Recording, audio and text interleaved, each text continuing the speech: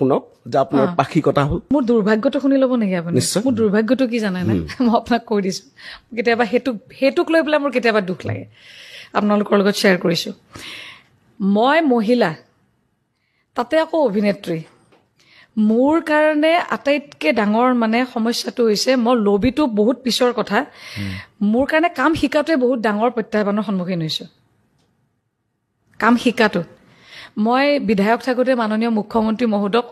মানে একদম খোলা মঞ্চত পঞ্চায়তৰ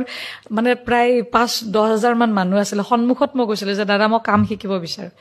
তেতিয়াই মাননীয় মুখ্যমন্ত্ৰী মহোদয়ে কৈছিলে যে মহিলাবিলাকে আমাক দেখি দেখি শিকিব লাগিব আমাৰ গাড়ীত উঠিব নোৱাৰিব যি কাম আছে আমি শিকাম দূৰৰ পৰা শিকিব লাগিব কিছুমান বস্তু আৰু সিদিনাখনে মই ভাবি লৈছিলোঁ যে আমাৰ কাৰণে বহুত ডাঙৰ প্ৰত্যাহ্বানপূৰ্ণ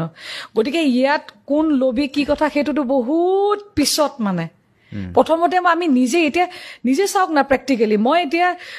যিকোনো জেগাত ইয়াত বুলি কেৱল ৰাজনৈতিক মঞ্চখনত বুলিয়ে নহয় বিভিন্ন ক্ষেত্ৰত ৰাতি 10টা বজাৰ পিছত যদি মই ক'ৰবাৰ পৰা ওলাই আহোঁ মোক ক'ত ধৰিব আপুনি কওক ডাইৰেক্ট গৈ কেৰেক্টাৰ ধৰিবগৈ ডাইৰেক্ট গৈ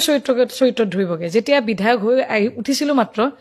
কিমান নেশ্যনেল মানে মিডিয়াত কিমান কি ধৰণৰ ফটো ভাইৰেল হৈ গ'ল